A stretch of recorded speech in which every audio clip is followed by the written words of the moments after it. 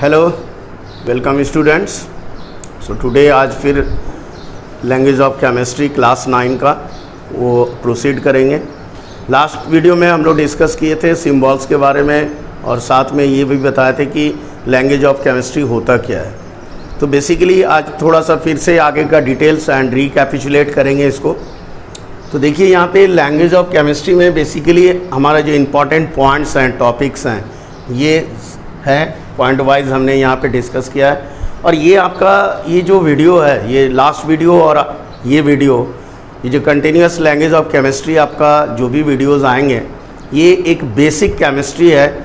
और जो भी स्टूडेंट जिसको केमिस्ट्री में प्रॉब्लम है, वो अपना कंसेप्ट को डेवलप करना है, तो उसको ये शुरू से जितने भी वीडियोस आएंगे उसको सीरियली उसको देखना पड़ेगा, क्योंकि ये जो है बेसिक है केमिस्ट्री का। अगर ये स्टार्टिंग जितने भी हैं बेसिक हैं, ये अगर नहीं ठीक से रहेगा तो ऑब्वियसली है उसका केमिस्ट्री में जो है कंसेप्ट डेवलप नहीं होगा। तो ये आपके लिए बहुत ही ज़रूरी है और ये शुरू से आपको देखना पड़ेगा, उसको समझना पड़ेगा, साथ में जो जो याद करना है, दिमाग में रखना है, उसको भी रखना है।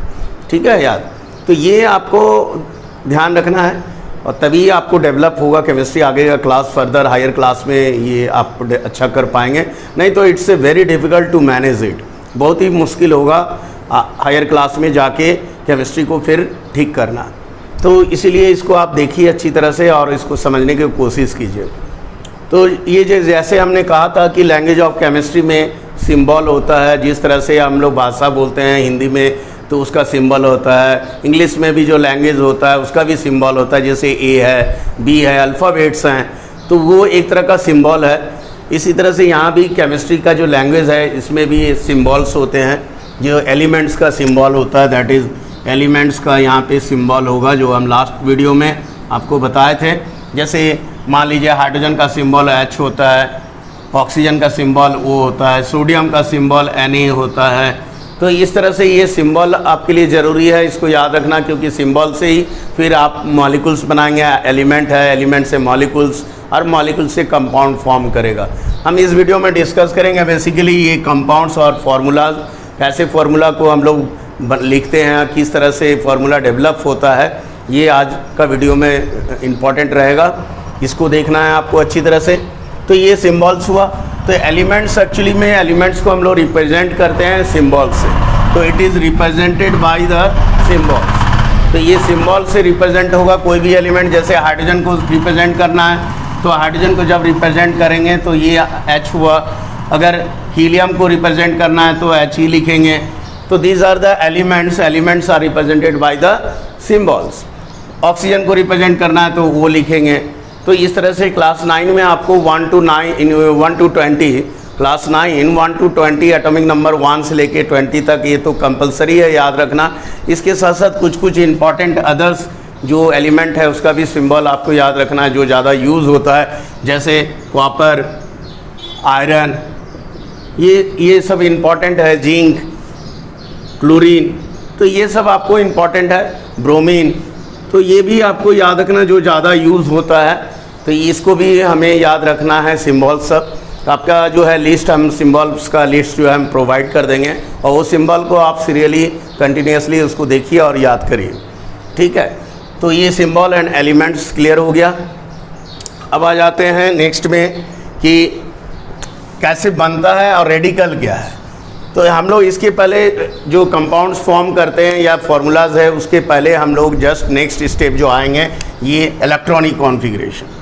ये तो इलेक्ट्रॉनिक कॉन्फ़िगरेशन के लिए हम जो है इसको बताना पड़ेगा इलेक्ट्रॉनिक कॉन्फ़िगरेशन।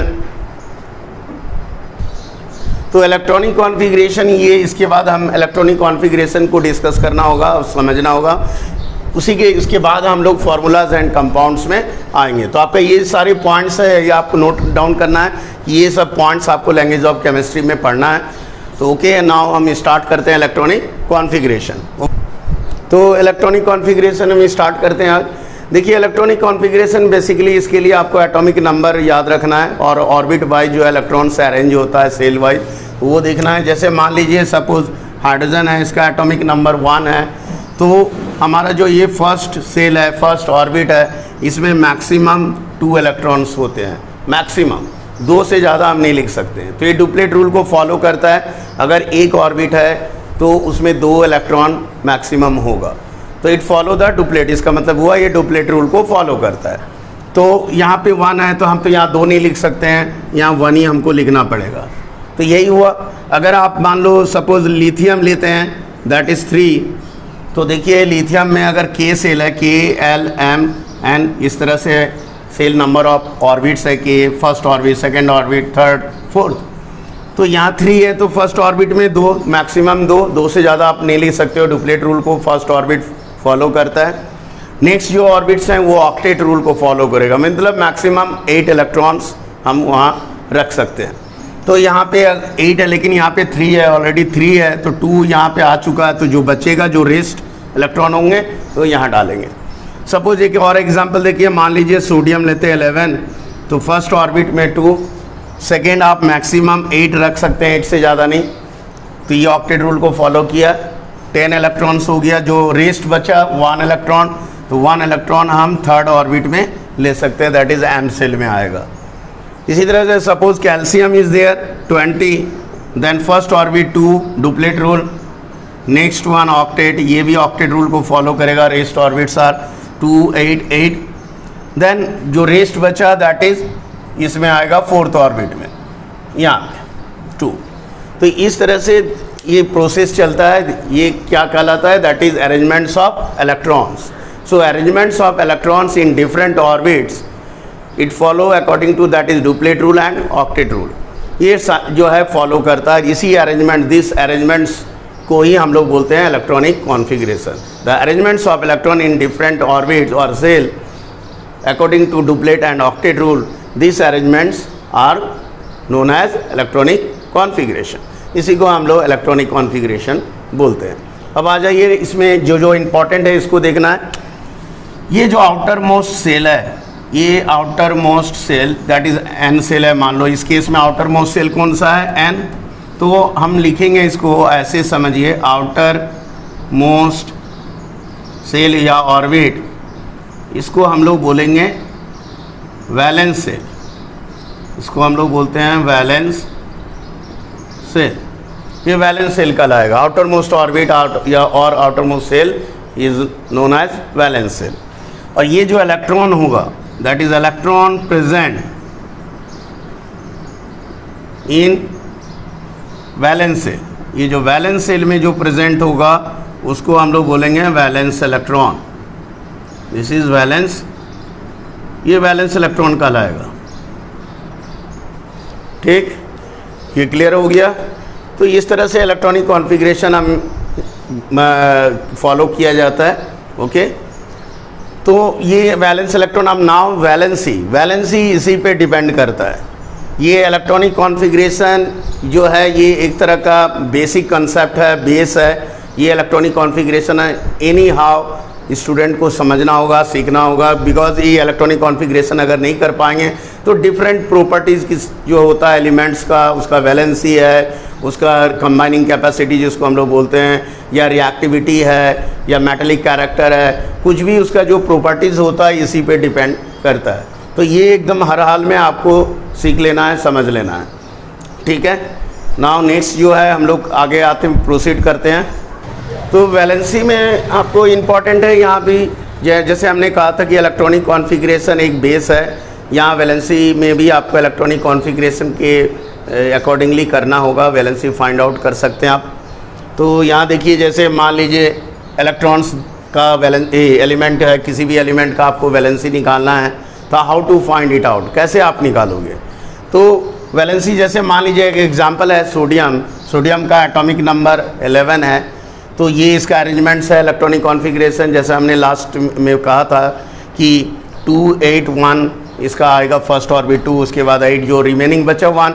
तो यहाँ पे वैलेंस इलेक्ट्रॉन 1 है, इसका वैलेंस इलेक्ट्रॉन 7 है। तो रूल यहाँ पे क्या फॉलो करता है, आप ओवरऑल ये आपको दिमाग में रखना है कि अगर वैलेंस इलेक्ट्रॉन लेस देन 4, 8 का हाफ 4 होता है, तो लेस देन 4 होगा तो ये क्या करेगा? लूज़ करेगा, ये लॉस होगा। If valence electron is more than 4 then it gain, ये गेन करेगा। If valence electron is equal to 4 then share, ये आपको ध्यान में रखना है। इट मीन्स दैट हाफ से अगर 8 ऑक्टेट रूल होता है 8 इलेक्ट्रॉन्स, तो 8 का हाफ हो जाता है 4। अगर 4 से कम है, ऑब्वियसली है कि हाफ से कम है तो क्या करेगा, लूज़ करेगा, देगा, डोनेट कर देगा।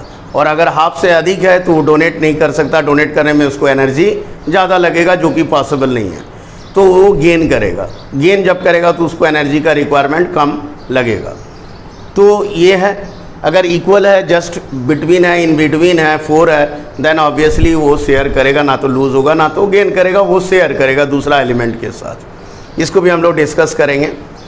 तो पहले यहाँ पे देखिए, यहाँ पे 1 है, मीन्स दिस, ये क्राइटेरिया है, ये लूज़ करेगा। तो यहाँ पे ये होता है कि एटम का जो टेंडेंसी होता है, या यूँ कहिए कि अपना ऑक्टेट या डुप्लेट रूल को फॉलो करता है, ये टेंडेंसी होता है अपने आप को स्टेबलाइज करने के लिए, either it follow the duplet और ऑक्टेट। तो यहाँ पे इसको ऑक्टेट रूल को फॉलो करेगा because it's more than 1 orbit, या 1 2 3 सेल्स हैं, दैट इज़ ऑर्बिट 3 है। तो मोर देन 1 ऑर्बिट और मोर देन 1 सेल्स, तो ऑब्वियसली आउटर मोस्ट में हमको क्या रखना होगा, इसको ऑक्टेट रूल को फॉलो करेगा। ये मीन्स आउटर मोस्ट में 8 इलेक्ट्रॉन्स होना चाहिए। तो इस कंडीशन में ये 7 इलेक्ट्रॉन्स, इसका 2 कंडीशन है कि ये 7 इलेक्ट्रॉन्स को लेना होगा, गेन करना पड़ेगा इसको, और ये 1 इलेक्ट्रॉन्स ये लूज़ करेगा। 2 कंडीशन है इसके पास। तो 7 इलेक्ट्रॉन्स, ऑब्वियसली 7 इलेक्ट्रॉन्स लेने के लिए इसको एनर्जी ज़्यादा ज़रूरत पड़ेगा, जो कि पॉसिबल इसके लिए नहीं है।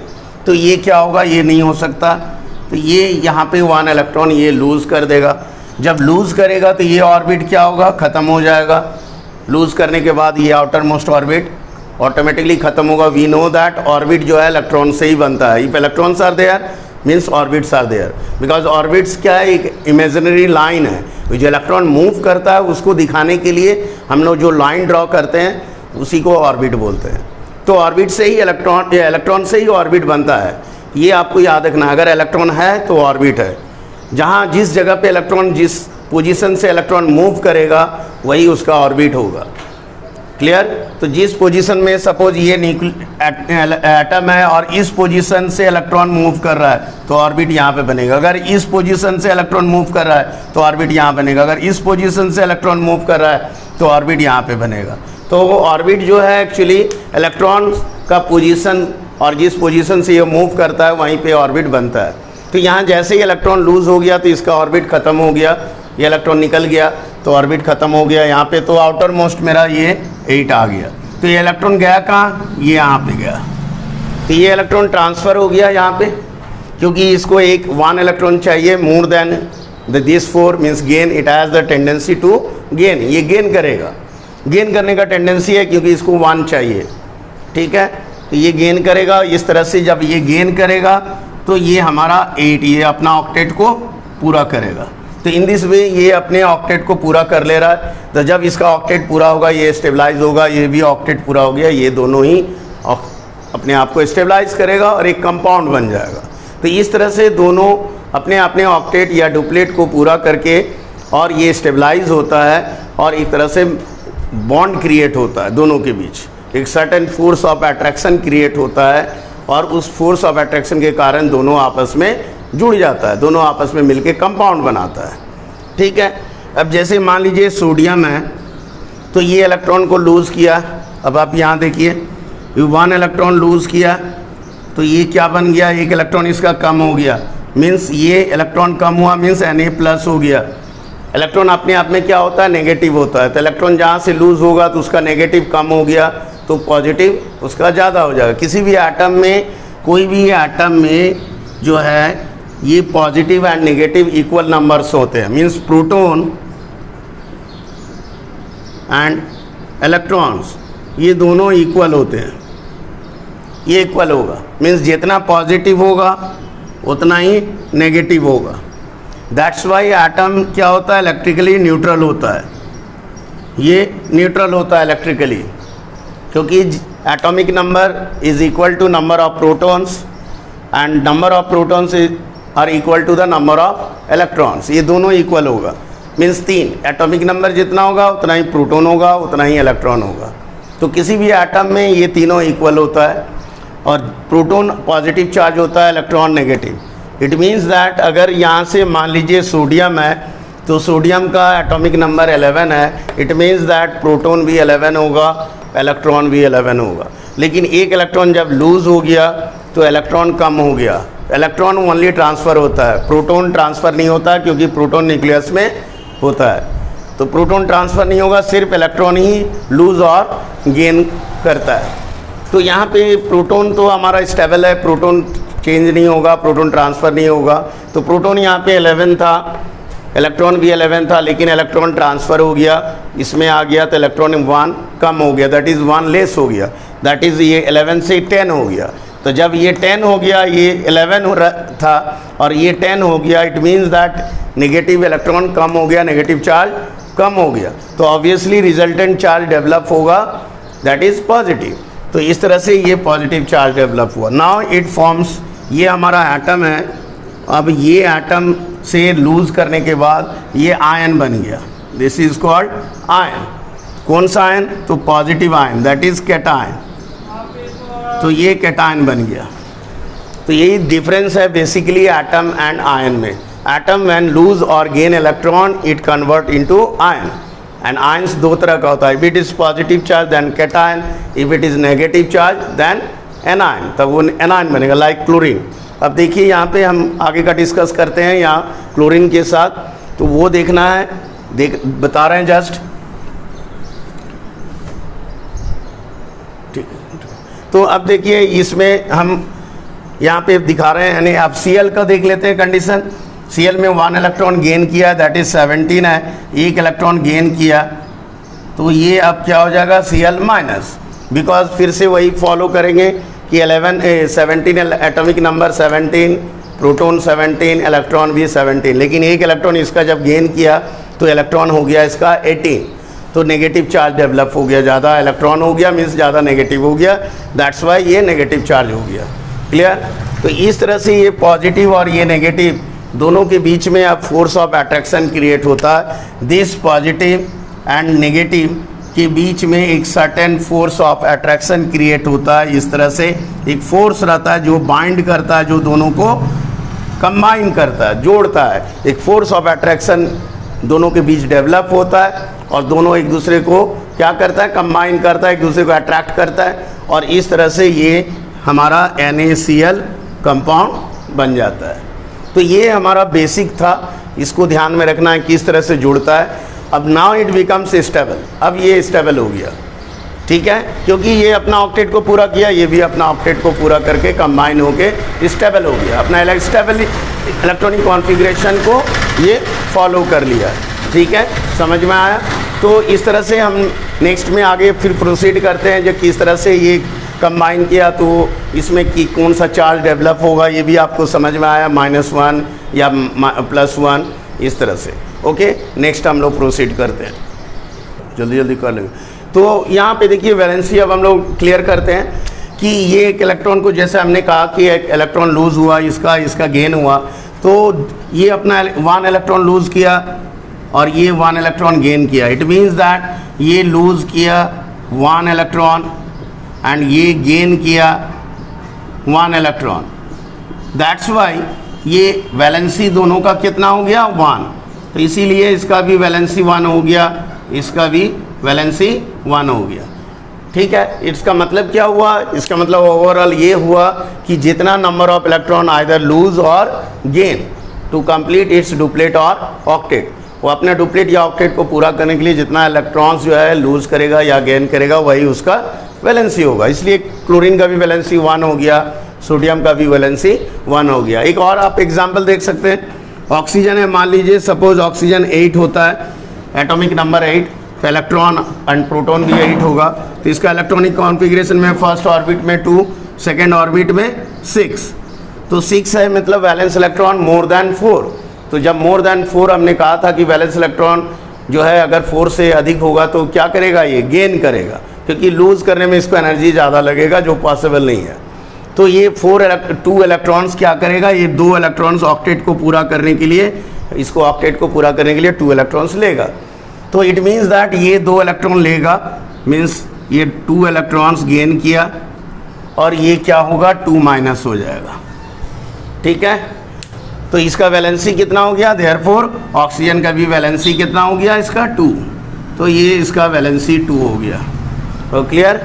और इसीलिए ऑक्सीजन का चार्ज जो होता है -2 होता है। जैसे हमने कहा था सोडियम का चार्ज +1, क्लोरीन का चार्ज -1, ऑक्सीजन का चार्ज -2। तो ये जो चार्ज जो डेवलप होता है ड्यू टू लॉस और गेन ऑफ इलेक्ट्रॉन, जितना लॉस और गेन करेगा वही उसका चार्ज होगा। तो ये जो चार्ज है ये इसी को हम लोग रेडिकल बोलते हैं। यहाँ रेडिकल को भी थोड़ा क्लियर करते हैं। ये भी हमारा रेडिकल है, ये भी रेडिकल है। तो दीज आर रेडिकल्स, ये हमारा रेडिकल कहलाया।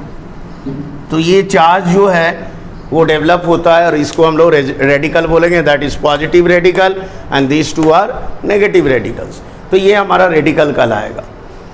तो रेडिकल बेसिकली अब ये भी क्लियर हो गया। तो रेडिकल्स एक्चुअली 2 टाइप का होते हैं, एक पॉजिटिव, एक नेगेटिव। पॉजिटिव रेडिकल को हम लोग बोलेंगे that is basic radical, basic radical. Negative radical को एसिड रेडिकल बोलते हैं। तो बेसिक एंड एसिड रेडिकल बोलते हैं इसको, एसिडिक और एसिड रेडिकल। नेगेटिव जो होगा वो एसिड रेडिकल, जैसे ये है, तो ये दोनों क्या है, एसिड रेडिकल है। सोडियम Na+ बेसिक रेडिकल कहलाएगा। तो इस तरह से क्लियर है। रेडिकल में एक ग्रुप ऑफ एटम्स, एक सिंगल एटम भी हो सकता है, जैसे सिंगल एटम में चार्ज है यहाँ भी, लेकिन साथ में ग्रुप ऑफ एटम्स में भी ये हो सकता है। जैसे हम आपको यहाँ दिखा रहे हैं रेडिकल के बारे में। तो रेडिकल में देखिए, रेडिकल की क्या होता है, जैसे मान लीजिए ग्रुप ऑफ एटम्स है SO4 2-, this is also radical है। This is also an example of radical. एक group of atoms with charge, इसमें सल्फर एंड ऑक्सीजन का एटम है कंबाइंड, तो ये भी एक रेडिकल कहलाएगा, like CO3 2-। These are the radicals. और इसमें साथ में चार्ज डेवलप है। तो ये चार्ज सिर्फ इसका नहीं है, एक कंबाइंड टोटल चार्ज है। ये जो चार्ज है ये टोटल का चार्ज है, ये दोनों का एक साथ। तो ये दोनों का चार्ज जो है डेवलप होता है यहाँ पे। ठीक है, तो ये जो है यूनिट चार्ज, जो भी चार्ज यहाँ डेवलप होगा एक ग्रुप ऑफ एटम्स के ऊपर, तो वो ओवरऑल दोनों का, सब जितने भी एटम है उसके ऊपर है ये चार्ज डेवलप है, नॉट ओनली सिंगल, सिर्फ ऑक्सीजन के ऊपर नहीं है। तो ये हमारा रेडिकल कहलाएगा। तो क्लियर, इसके बारे में भी हम लोग डिस्कस करेंगे। इस रेडिकल को याद भी रखना है। जैसे एसीटेट है, एसीटेट आयन, तो इसका होता है CH3CO-। तो ये डिफरेंट रेडिकल्स है। ये सल्फेट हो गया, ये कार्बोनेट हो गया। तो ये रेडिकल्स है जिसको हम लोग, इसका लिस्ट हम लोग डिस्कस करेंगे लिस्ट में, और इसको आपको लर्न भी रखना है।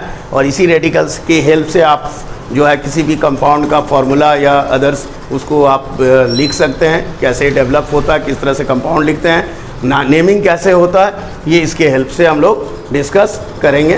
ओके, नाउ नेक्स्ट में आते हैं। तो नेक्स्ट आते हैं फार्मूला में।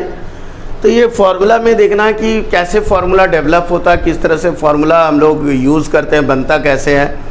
तो एक एग्जांपल जैसे हम बोलेंगे कि NaCl लिखते हैं तो NaCl, लेकिन जब दैट इज सोडियम क्लोराइड, लेकिन अगर हम मैग्नीशियम क्लोराइड लिखते हैं जब Mg मैग्नीशियम के साथ, तो MgCl2 हो गया। तो यहाँ पे एक कन्फ्यूज़न आता है, इसको डेवलप, इसको सीख लेना है किस तरह से होता है, किस तरह से डेवलप करता है। ये आपका बेसिक है, तो इस एकदम अच्छी तरह से इसको समझने की कोशिश करिए। तो ये कैसे हुआ, क्यों हुआ। तो यहाँ पे आपको वैलेंसी का यूज़ होता है फार्मूला। यहाँ पे देखिए आप, जैसे हमने यहाँ पे Na और Cl 2 अलग अलग एलिमेंट है, इसका एटम अलग अलग है। तो इसका, इस एलिमेंट का हमने जैसा डिस्कस किया था इसके पहले भी, कि इसका वैलेंसी पे ध्यान देना है। तो वैलेंसी कितना होता है इसका 1, और इसका भी वैलेंसी कितना था जो कि हम लोग डिस्कस किए थे अभी जस्ट पहले, दोनों का वैलेंसी 1 होता है। तो जब भी फॉर्मूला हमको लिखना होता है तो उसका वैलेंसी को एक्सचेंज करते हैं, एक्सचेंज ऑफ वैलेंसी मीन्स ये वैलेंसी इस साइड जाएगा और ये जो इसका जो वैलेंसी है इस तरफ जाएगा। तो दोनों का वैलेंसी, सिंस दोनों का वैलेंसी क्या है 1 है, इक्वल है, तो इसका मतलब है कुछ चेंजेस नहीं होगा। Na है तो यहाँ 1 मान लीजिए लिखते हैं, ये इसका 1 तो यहाँ आएगा। Cl तो इसका जो 1 है यहाँ आएगा, ये 1 1, तो दोनों 1 1 है तो इसको कैंसिल कर देना है। तो इस तरह से ये NaCl फॉर्म किया, तो ये क्या बन गया NaCl, इसका फॉर्मूला। लेकिन जब MgCl2 में आते हैं, Mg और Cl2 में क्यों आता है इसका, तो यहाँ देखिए यहाँ वैलेंसी इसका 2 होता है और इसका वैलेंसी 1 होता है। तो ये एक्सचेंज होगा, ये 2 इसके पीछे लिखाएगा और ये 1 इसके नीचे लिखाएगा, ठीक है। तो Mg इसका ये 1 एक्सचेंज हो रहा है तो यहाँ पे 1 होगा, और Cl है ये एक्सचेंज हो गया, यहाँ 2 होगा। चूँकि 1 को हम लोग नहीं लिखते, जैसे 1x है तो हम लोग सिर्फ x लिखते हैं, 1 नहीं लिखते हैं, तो इसी तरह से यहाँ भी 1 नहीं लिखेंगे, मीन्स Mg मीन्स 1, ये क्लियर हो जा रहा है, ठीक है। तो ये MgCl2 हो गया। अब एक और एग्जांपल देखिए, अगर हम एक और दिखाते हैं आपको यहाँ पे, तो यहाँ हम जैसे आपको दिखा रहे हैं, जैसे एल्युमिनियम में एल्युमिनियम एंड क्लोरीन, तो इसका वैलेंसी कितना हो गया 3 होता है, इसका वैलेंसी 1 होता है। तो ये वैलेंसी एक्सचेंज के लिए यहाँ पे ये जाएगा, ये इधर जाएगा एक्सचेंज करने पे, तो that is aluminium 1 and Cl3। तो 1 को हमको लिखना नहीं है जैसे हमने कहा था, तो ये एल्युमिनियम क्लोराइड का फॉर्मूला हो गया AlCl3। तो ये वैलेंसी एक्सचेंज होता है और इसको आपको ध्यान में रखना है। अब बोलेंगे जो सर एल्युमिनियम का वैलेंसी 3 कैसे हुआ, तो आप देखिए एटॉमिक नंबर एकदम याद रखना है आपको। एटॉमिक नंबर से ही सारा प्रॉपर्टी, इलेक्ट्रॉनिक कॉन्फ़िगरेशन, उसका वैलेंसी सब कुछ निकलता है। तो atomic number it's a must to remember, एकदम याद रखना पड़ेगा सिंबल और उसका एटॉमिक नंबर, क्योंकि एटॉमिक नंबर याद रहेगा तो नंबर ऑफ प्रोटॉन भी याद रहेगा, सेम होता है, और नंबर ऑफ इलेक्ट्रॉन भी सेम होता है। तो ये तीनों आपका कवर हो जाएगा। तो ठीक है, ये एक तरह का सोचिए, किसी भी जैसे किसी भी आदमी का आइडेंटिफिकेशन होता है, उसका नेमिंग होता है, उसका डेट ऑफ बर्थ होता है, तो जैसे जन्म कुंडली होता है उसको देख के सारा बनाया जाता है, उसको लिखता है, उसका प्रॉपर्टी भी आता है। उसी तरह से ये जो इलेक्ट्रॉनिक कॉन्फ़िगरेशन एक बेस है, एक जन्म कुंडली है। तो एटॉमिक नंबर आपको हर हाल में याद रखना है, इसी से सारा कुछ डेवलप होता है। तो यहाँ पे एल्युमिनियम जैसे 13 है, तो पहला जैसे हमने कहा था फर्स्ट ऑर्बिट में 2 से ज़्यादा नहीं होगा, सेकंड में बाकी सब में 8, तो ऑक्टेट रूल को फॉलो करेगा, तो 2 and 8 10 हो चुका। तो थर्ड ऑर्बिट में जो रिमेनिंग बचेगा 3 वो आएगा। तो ये 3 हुआ, इसका वैलेंस इलेक्ट्रॉन क्या है <4 है, तो ये क्या करेगा लूज़ करेगा, ये नहीं कर सकता क्योंकि 4 से हाफ से कम है। तो ये 5 इलेक्ट्रॉन्स इसको गेन करना डिफ़िकल्ट है, इसको एनर्जी ज़्यादा ज़रूरत पड़ेगा जो कि पॉसिबल नहीं है। तो 5 इलेक्ट्रॉन गेन नहीं कर सकता, ये 3 इलेक्ट्रॉन्स को लूज़ करेगा। तो इसका वैलेंसी कितना हो गया 3 हो गया, ठीक है। इसीलिए वैलेंसी 3, इसका चार्ज इसीलिए क्या होता है Al3+, चूँकि इलेक्ट्रॉन लूज़ कर रहा है यहाँ पे प्लस चार्ज होगा, तो ये 3+ हो गया। तो ये आपका क्लियर हो गया कि इस तरह से हम लोग फार्मूला लिखते हैं। एक और एग्जांपल नहीं तो देख लेते हैं हम लोग, एक और देखिए। जैसे मान लीजिए सपोज हम लोग लेते हैं रेडिकल का, ले लेते हैं एल्युमिनियम सल्फेट का मान लीजिए। तो ये रेडिकल भी आपको याद रखना है, रेडिकल का जो चार्ज होता है वो याद रखना है। जैसे हमने जस्ट अभी कहा कि जो रेडिकल्स होते हैं group of atoms with charge, ये भी होता है। तो उसको आपको एक चार्ट, एक टेबल दे देंगे, उसको भी याद रखना है, जिसको हम लोग लेटर ऑन इसके बाद हम लोग नेक्स्ट वीडियो में डिस्कस करेंगे। तो ये जो रेडिकल होता है इसमें जैसे इसका होता है चार्ज -2, तो ये कितना है, इसका वैलेंसी 3 -2 है, मतलब 2 हो गया इसका, ठीक है। तो ये एक्सचेंज कराइए, अब ये इधर जाएगा, ये इधर जाएगा, ठीक है, क्लियर। तो ये एल्युमिनियम है, एल्युमिनियम के नीचे क्या होगा, ये 2 आएगा इसका, और ये पूरा है। रेडिकल क्या होता है, एक पूरा होल, ये पूरा होल एक साथ आता है। तो ये SO4 एक साथ आया, ऑलरेडी 4 है। अब ये 3 यहाँ पे लिखाएगा, ठीक है। लेकिन 3 आप ऐसे नहीं लिख सकते क्योंकि एज ए होल पूरा SO4 के नीचे 3 है, तो आपको क्या करना होगा, यहाँ ब्रैकेट देना होगा। तो यहाँ पे हम क्या करेंगे, इसको होल दिखाने के लिए ब्रैकेट डाल के देन यू पुट 3, तब आप 3 देंगे। तो इस तरह से ये एल्युमिनियम सल्फेट हो गया, ये एल्युमिनियम सल्फेट, ये इस तरह से इसका फॉर्मूला निकल के आया। तो इस तरह से आपको ये सीखना है। ये आगे जितने भी हैं कंपाउंड्स इसी तरह इसी फार्मूला पे बेस है, ठीक है। तो ये फार्मूला ऐसे बनता है। ये अब क्लियर हो गया, तो आपको valency clear, electronic configuration clear हो गया। कैटायन समझ गए, एनायन समझ गए, जो कि ऑलरेडी हम लोग डिस्कस किए थे। रेडिकल हो गया, रेडिकल का जो लिस्ट है, चार्ट है, टेबल है, उसको हम लोग याद करेंगे, उसको हम बता देंगे, आपको उसको लर्न करना है, जो जो इंपॉर्टेंट रेडिकल्स है वो करना है, ठीक है। इसीलिए ये जो वीडियो है आपको अच्छी तरह से शुरू से बिगिनिंग लास्ट वीडियो अगर कोई नहीं देखे, आप अगर नए हैं तो उसको आप सब्सक्राइब करके जो है लास्ट वीडियो को देखिए, और साथ में इस वीडियो को देखेंगे तो आपका जो है ये कंसेप्ट कंप्लीट होगा। धीरे धीरे डेवलप भी आगे का वीडियो देखते जाएंगे, आपका कंसेप्ट डेवलप होते जाएगा, ठीक है। नाउ नेक्स्ट वन आते हैं। तो नेक्स्ट टॉपिक जो है इम्पॉर्टेंट है, वेरिएबल वैलेंसी। तो बहुत सारा स्टूडेंट को ये कंफ्यूज होता है कि वेरिएबल वैलेंसी क्या होता है और कैसे होता है। जैसे एक एग्जांपल देके हम आज इसमें दिखा रहे हैं आपको। तो आयरन है, तो इसका symbol we know that Fe होता है। तो आयरन का वैलेंसी 2 और 3। अब आप बोलेंगे जो ये 2 और 3 दो अलग अलग वैलेंसी क्यों हुआ, तो ऐसा क्यों डेवलप होता है, इसको जानिए पहले। जो वेरिएबल वैलेंसी, एक ही एटम, किसी भी एलिमेंट का एक एटम है और उस एलिमेंट का जो है वैलेंसी 2 अलग अलग कैसे होता है। तो अगर मान लीजिए एटम, किसी भी एलिमेंट का एटम, उसका इलेक्ट्रॉन लूज़ कर रहा है आउटर मोस्ट ऑर्बिट से, तो जब आउटर मोस्ट ऑर्बिट से लूज़ कर रहा है और साथ साथ अगर पेन अल्टीमेट ऑर्बिट से उसके अंदर, मीन्स समझिए अब ये आउटर मोस्ट ऑर्बिट है, तो आउटर मोस्ट ऑर्बिट से भी इलेक्ट्रॉन लूज़ कर रहा है, और उसके जस्ट अंदर जो ऑर्बिट होता है इसको पेन अल्टीमेट बोलते हैं, that is called penultimate. तो पेन अल्टीमेट ऑर्बिट, और ये वैलेंस सेल बोलते हैं या वैलेंस ऑर्बिट बोलेंगे इसको, वैलेंस सेल। तो ये जो वैलेंस सेल है, आउटर मोस्ट सेल से भी ऑर्बिट से भी इलेक्ट्रॉन लूज़ हुआ, और साथ में मान लीजिए पेन अल्टीमेट ऑर्बिट से भी इलेक्ट्रॉन लूज़ हुआ। तो ये जब लूज़ होता है तो दो जगह, यहाँ से भी लूज़ हुआ, यहाँ से भी इलेक्ट्रॉन लूज़ हो रहा है। तो इस तरह से क्या हो रहा है कि वैलेंसी अगर यहाँ से इलेक्ट्रॉन अगर यहाँ से लूज़ हुआ, मान लीजिए एक इलेक्ट्रॉन यहाँ से लूज़ हुआ, तो ये हमारा वैलेंसी 1 हो गया, ठीक है। लेकिन अगर यहाँ से भी इलेक्ट्रॉन लॉस कर गया तो इसका वैलेंसी क्या हो गया, 2 अलग अलग आ गया।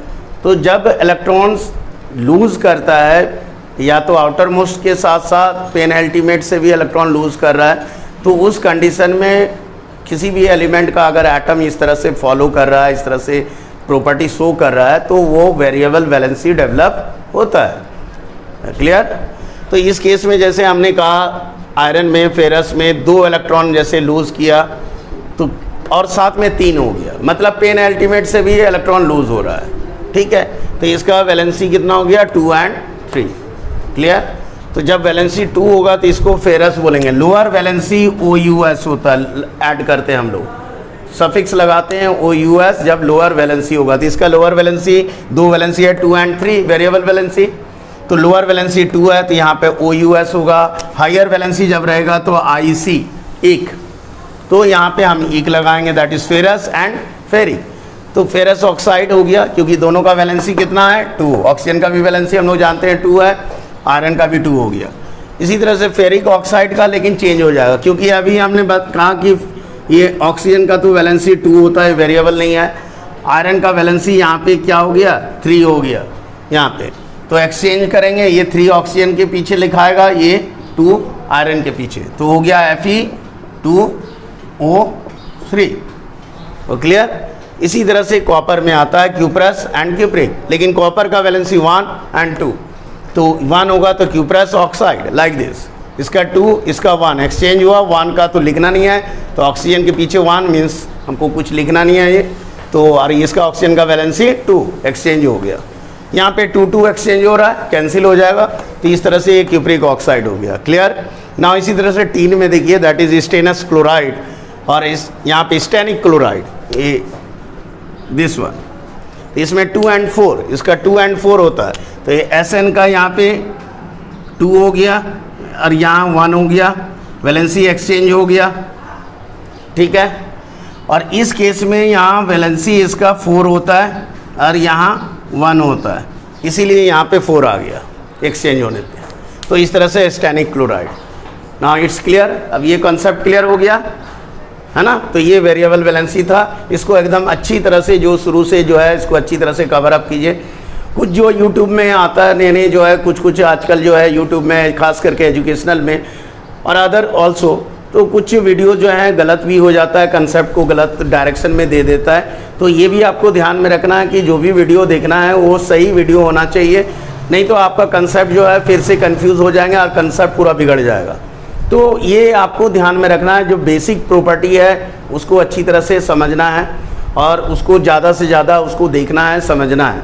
तो अगर आप इसके पहले वाला जो भी वीडियोज़ हैं वो नहीं देखे हैं, नए आए हैं, तो ये सब्सक्राइब कीजिए, बेल आइकन को भी दबाइए, साथ में शेयर भी करना है, जिससे कि आपको जितने भी आपको मेरा जो नया वीडियोज़ आएंगे वो आपको पता चलेगा, आपको इंटीमेट किया जाएगा मोबाइल के थ्रू से, तो और इस तरह से आप उसको देख पाएंगे। तो ये आपको ध्यान में रखना है, थोड़ा अलर्ट रहना है। ओके, नाउ नेक्स्ट प्रोसीड करते हैं। तो अब देखिए यहाँ पे कुछ टेबल में हम लोग दिया है जो कि इम्पॉर्टेंट है, ये सारे के सारे इम्पॉर्टेंट हैं, इसको अच्छी तरह से आपको लर्न करना है। तो ये क्रोमियम है, Cr दिख रहा है, ये चार्ज डेवलप होता है 3+, जैसे ऑक्सीजन का O2- होता है जो लास्ट में हम बताए थे इसके पहले। जैसे ये प्लम्बिक है, जिससे लेड को बोलते हैं हम प्लम्बिक, इसलिए इसका Pb आता है, ये हमारा इस नेम पे आता है प्लम्बिक। तो लेड इसको बोलते हैं, लेकिन सिंबल आएगा प्लम्बिक के नाम से, दैट इज़ Pb। ये 4 है, 4+। इसी तरह से प्लैटिनम का प्लैटिनिक +4 आएगा, 4+। Stannous and stannic, lower valency higher valency, तो ये स्टेनस का 2 हो गया, Sn2+, stannic Sn4+, higher valency. Zinc similarly एक ही आता है, ये वेरिएबल नहीं होता है, इसलिए Zn2+, इसका वैलेंसी 2 होता है। नेक्स्ट आ जाता है एसीटेट आयन, ये आयन में दैट इज़ रेडिकल है, acetate CH3COO-। Dichromate Cr2O7 2-। Aluminate that is AlO3 3-। Bicarbonate HCO3 2-। जैसे कार्बोनेट होता है CO3 2-, लेकिन जब बाइकार्बोनेट लिखेंगे जिसको हाइड्रोजन कार्बोनेट भी बोलते हैं, तो जब हाइड्रोजन ऐड होगा तो हाइड्रोजन पॉजिटिव होता है, तो एक पॉजिटिव इसमें ऐड हो गया तो 2- और एक 1+ H जो है पॉजिटिव होता है। जब पॉजिटिव ऐड होगा तो यहाँ पे क्या होगा, एक माइनस कम हो जाएगा, तो इसीलिए यहाँ पे HCO3- हुआ। इसी तरह बाइसल्फेट, सल्फेट में -2, बाइसल्फेट और हाइड्रोजन सल्फेट H ऐड होने के कारण एक माइनस जो है कम हो गया, तो लेस हो गया, दैट इज़ HSO4-। ना पर मैग्नेट का होता है MnO4-। तो ओवरऑल जो ये जितने भी जो हमने दिया लिस्ट, ये इम्पॉर्टेंट है, ये बेसिक है, इसी से आपको धीरे धीरे आपको डेवलप होगा। तो ये देखना है आपको, जो किस तरह से हमको एक एक करके एकदम सीरियली एक साथ चाहेंगे तो नहीं होगा, 1 by 1 step wise you proceed, एक एक करके आगे बढ़ना है, उसको क्लियर करते हुए आगे बढ़िए। जैसे आज हमने इस वीडियो में यहाँ तक आपको दिया है कि इसको यहाँ तक आप अच्छी तरह से कंप्लीट कीजिए, समझ के उसको ठीक से, और स्टेप बाय स्टेप उसको लर्न करिए, तभी आपका ये डेवलप होगा। केमिस्ट्री जो है मोस्ट ऑफ द स्टूडेंट को यही प्रॉब्लम होता है कि सर समझ में नहीं आया, या फिर उसको बोरिंग लगता है, सर क्या पढ़ें, कैसे पढ़ें, कहाँ से आया, वो कंफ्यूज हो जाता है। ठीक है, तो इसके बेसिक रीज़न है कन्फ्यूज़न का या उसका इंटरेस्ट डेवलप नहीं होने का बेसिक रीज़न है कि वो जो बिगनिंग है उसका जो 0 से हम लोग स्टार्ट करते हैं, तो 0 का जो अल्फ़ाबेट्स हैं that is language of chemistry, वो ठीक नहीं है, वो डेवलप नहीं है, वो क्लियर नहीं है। तो जब लैंग्वेज ही क्लियर नहीं होगा, लैंग्वेज में ही कन्फ्यूज़न है, तो आगे ऑब्वियसली आपको वो पूरा जो है सब्जेक्ट वो कन्फ्यूज़न आएगा और सब्जेक्ट डिफ़िकल्ट लगेगा। जिस तरह से इंग्लिश में होता है, लैंग्वेज अगर ग्रामर पोर्शन अगर आपका ठीक नहीं है तो ऑब्वियसली आपको लिखने में प्रॉब्लम आएगा। पूरा जो ग्रामर नहीं अगर डेवलप है या ग्रामर आपका क्लियर नहीं है तो इंग्लिश लैंग्वेज ही या इंग्लिश सब्जेक्ट आपको बोरिंग लगेगा, या इंग्लिश सब्जेक्ट आपका क्लियर नहीं होगा, अच्छा नहीं कर पाएंगे आप। तो इसी तरह से केमिस्ट्री में भी जो है लैंग्वेज ऑफ केमिस्ट्री ये बेसिक है, और इसको आपको जब तक आप इसको क्लियर नहीं करेंगे आपका केमिस्ट्री डेवलप नहीं होगा, आगे भी आप उसको अच्छा कर नहीं पाएंगे। तो इसीलिए आपके लिए ये कंपलसरी है कि अगर केमिस्ट्री में अच्छा करना है, क्लियर करना है, रखना है, और आगे भी आपको हर क्लास में अच्छा करना है, तो ऑब्वियसली लैंग्वेज ऑफ केमिस्ट्री को जितना ज़्यादा इंसिस्ट करेंगे, जितना ज़्यादा आप उसको देखेंगे, रिवाइज करेंगे, उसको क्लियर करेंगे, उतना ही आपके लिए इन फ्यूचर में भी, फ्यूचर क्लासेस में, हायर क्लासेस में वो आपको काम आएगा। तो ये बेसिकली आज हम लोग यहाँ तक इसका डिस्कस किए हैं। आगे भी इस तरह का जो है कंपाउंड्स और उसका रेडिकल आएगा तो उसको करना है। ओके ना, it's clear now. Now today's आज का वीडियो यहीं तक रखते हैं।